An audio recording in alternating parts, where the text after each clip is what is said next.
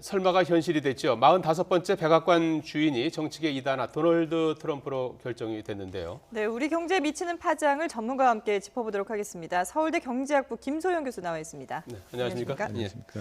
자, 트럼프 당선에 반대하는 미국인들의 시위가 전국에서 미 전역에서 밤늦게까지 이어졌는데요. 이런 것들이 미국 경제나 세계 경제를 좀 불안하게 하는, 예측을 좀 어렵게 하는 그런 불안감을 좀 가중시키는 요인이 되지 않을까요? 예, 그렇습니다. 기본적으로 저희 트럼프가 선거 전에 예. 공약한 거랑 언급한 내용을 보면은 예. 워낙 파격적인 것들이 많은 것 같습니다. 예. 급진적인 보호무역, 금융개혁법안 폐지, 감세 및 재정 확대 등등해서 굉장히 파격적인 것이 많은데 예. 사실 이런 정책들이 모두 시행이 된다면은 미국 경제뿐만 아니라 세계 경제 전체적으로 아주 엄청난 파급이 예상이 됩니다. 예. 근데 사실 여기서 더 좀 우리가 생각을 해봐야 될 거는 굉장히 이제 많이 얘기를 했는데 예. 이 중에서 얼마나 이루어질지는 사실 또 불확실한 것 같습니다.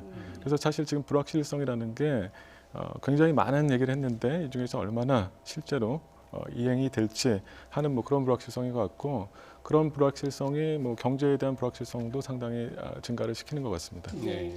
세계 경제도 세계 경제지만 일단 우리 경제에 어떤 영향을 미칠지, 우리가 어떤 타격을 받을지에 대해서 이제 가장 먼저 우려를 하게 되는데요. 일단 코스피 같은 경우는 증시는 어제는 급락했다가 오늘은 이제 급반등, 2,000선을 넘어섰거든요. 급반등을 하긴 했지만 이 환율 시장도 상승폭은 줄였지만 그래도 아직까지는 좀 오름세거든요. 이런 유효한 위기라든지 이런 거에 대한 우려감은 어떻게 봐야 될까요?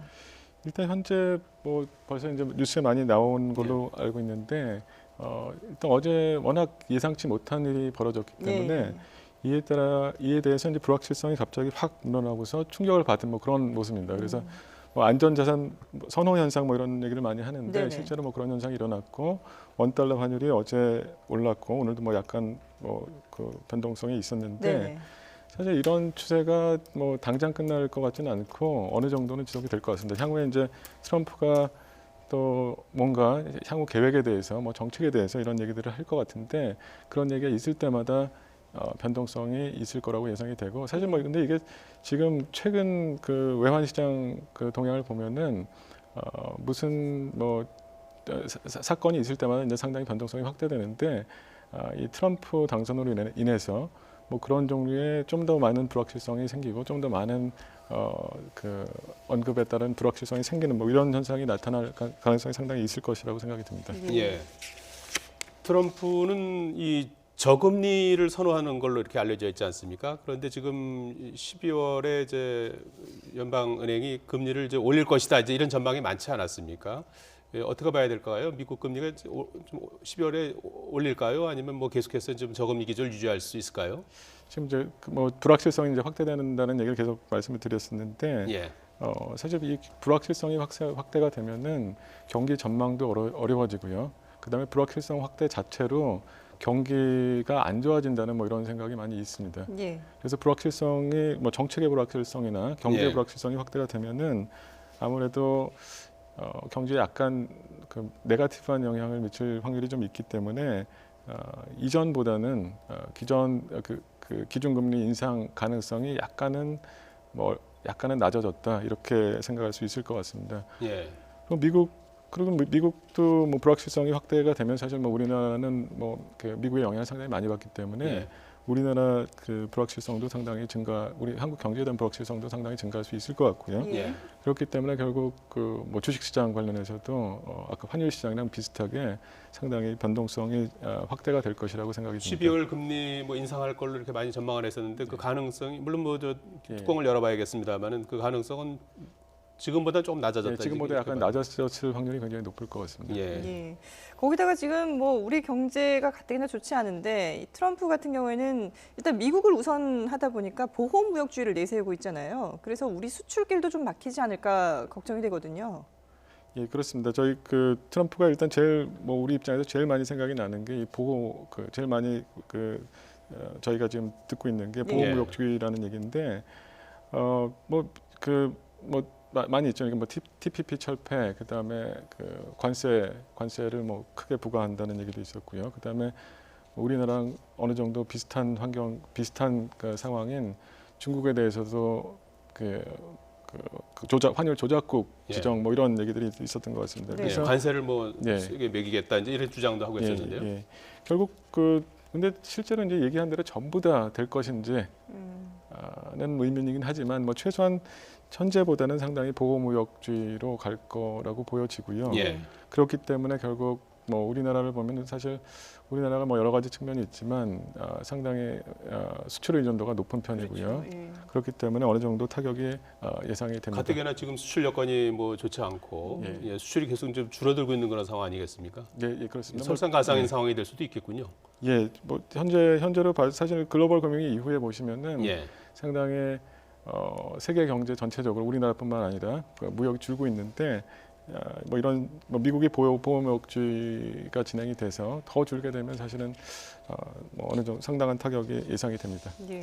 한미 FTA 지금 조약을 맺지 않았습니까? 그 이후로 이제 우리 같은 경우는 미국에 관한 상당히 수출을 좀 늘리고 그런데 트럼프는 이제 돌아다니면서 이렇게 유세 중에 그런 얘기를 했어요. 한미 FTA는 자신들의 일자리를 좀 먹는 조약이다. 그래서 이제 한미 FTA에 대해서 상당히 부정적인 생각을 비췄거든요. 그 재협상 가능성도 있는 겁니까? 어떻게 보십니까? 재협상 가능성이 뭐 상당히 있다고 일단 보여지는데 예. 일단 뭐 그 보호무역주의도 많이 말씀을 하면서 네. 뭐 미국 우선주의를 많이 얘기했기 때문에 미국이 아무래도 재협상을 통해서 뭔가 좀 더 얻으려고 할 가능성이 상당히 있을 것 같고요. 그러면 사실은 뭐 우리는 어느 정도 손해를 볼 수밖에 없을 것 같고요. 예. 그래서 사실 이 경제 효과 관련해서 그 보고서 같은 걸 보시면은 뭐 한국경제연구원 보고서가 있다고 합니다. 재협상이 이루어져서 관세 양호를 중단하게 되는 경우에 한국 수출 손실이 5년간 269억 달러에 달할 것이고 일자리가 24만 개 줄어들 것이다 이렇게 얘기한 게 있는데 네. 예. 사실 뭐 제가 이 숫자를 정확히 맞는지 틀리는지 확인을 하진 못했는데 하지만 뭐 최소한 우리한테 뭐 어려운 상황이 된다라고는 얘기할 수 있을 것 같습니다. 그 앞서서 이제 뭐 증시나 환율 얘기를 하면서 실제로 이제 그 안전 자산을 선호하는 분위기가 지금 이제 실제로 나타나고 있다라고 말씀을 하셨잖아요. 이게 이제 영국의 그 브렉시트 때와 좀 연상이 같이 이루어지는데 이런 현상들이 계속해서 유지가 될까요? 어떻게 보면 사실은 근데 브렉시트랑 비교해서 당장은 영향이 적을 것 같다는 생각이 좀 드는 게 예. 브렉시트는 브렉시트 이후에 이제 사실 굉장히 명확한 사건, 어떻게 보면 좀 명확한 사건이거든요. 브렉시트 이후에 이제 영국이 탈퇴, 물론 뭐 100%는 아니지만 상당히 유력해졌다고 보여지는데 네. 지금 트럼프 당선 관련해서는 그거보다는 좀 더 불확실성이 훨씬 큰 것 같습니다. 예. 여러 가지 얘기를 했지만 그걸 전부 다 실제로 할지 안 할지 뭐 이런 좀 불확실성이 상당히 있기 때문에 네. 지금 단기적으로는 아마 그러니까 우리 뭐 증시 같은 걸 보더라도 지금 단기적인 효과는 좀 덜한 것 같은데 그래서 단기적으로는 좀 덜하게 나타나는 것 같고 하지만 이제 뭐 장기적으로는 브렉시트보다 미국이 이제 훨씬 더 큰 국가이고 예. 하기 때문에 더 많은 그 의미가 있을 수 있을 것 같습니다. 예, 단기적으로 뭐 충격파는 적을지 몰라도 장기적으로는 앞으로 이제 불확실성이 더 커진 그런 상황이고 우리가 이제 어떻게 하느냐에 따라서 달라질 것 같은데 유일호 기획재정부 장관이 오늘 아침에 트럼프 대통령의 당선이 우리에게 새로운 기회가 될 수도 있다 이런 얘기를 했어요. 그렇게 말한 배경은 뭐라고 보십니까? 뭐 제가 뭐 정확한 배경은 모르지만 예. 아마 네. 저기 경제 상황이 이제 굉장히 안 좋아지니까 예. 저희 뭐 경제인들이나 뭐 여러분들을 좀 격려해주고 또 이제 안정성을 좀 더 확보를 하겠다는 상대적으로 경제가 안정적이다 이런 말씀을 아마 해주신 거로 생각이 들고요. 예. 네. 하지만 뭐 사실 저희가 그 경제 변화가 일어나면은 항상 나쁜 건 아니고 뭐 좋은 측면이 분명히 있을 수 있을 것 같습니다. 예를 예. 들어서 뭐 트럼프가 이상한 얘기를 많이 했지만 뭐 괜찮은 얘기도 좀 있었거든요. 그러니까 예. 감세를 하면서 뭐 시장 친화적으로 가면서 하기 때문에 뭐 장기적으로 미국 경제 성장이 뭐 반드시 안 좋아진다 이렇게 얘기하는 또 어렵거든요. 예. 그래서 그런 측면을 보면은 우리가 뭐 좀 더 지켜보면서 또 우리한테 뭐 새로운 기회가 되는 뭐 그런 측면이 있지 않나 이런 말씀을 하신 거죠. 지금 감세 말씀하셨는데 네. 이제 미국에서 트럼프가 지금 감세를 하겠다는 거 아니겠습니까? 네, 기업 네. 법인세도 낮추고 개인들 네. 소득세도 낮추겠다 이제 이런 얘기 아니겠습니까? 네. 면세도 세금을 아예 안 내는 뭐 일정한 소득 이하나 세금을 네, 안 물리겠다 이런 맞습니다. 주장을 네. 하고 있는데 그런 것들은 우리한테 어떤 좀 긍정적인 영향이 있습니까? 일단 미국 그러니까 두 가지 측면인데 일단 감세를 하게 되면은 뭐 미국 입장에서 이제 그 정부 부채가 많아지는 효과가 있는 것 같습니다. 예. 감세를 하게 되면은 뭐 정부 빚이 많아져서 부채가 예. 증가하면 근데 부채가 증가하면 안 좋아 미국 경제 입장에서 이제 안 좋은 효과가 있는 것 같고요. 예. 하지만 이제 감세 정책을 제대로 하고서 부채가 안 증가하고서 감세 유인을 제대로 줘서 투자가 많이 되고 경제가 활성화되는 효과도 충분히 있을 수가 있습니다. 예, 예. 그러니까 이게 저희가 이제 뭐 정확히 어떻게 진행될지는 아마 좀 더 두고 봐야 될 것 같다 이런 생각이 듭니다. 예, 네, 예. 알겠습니다.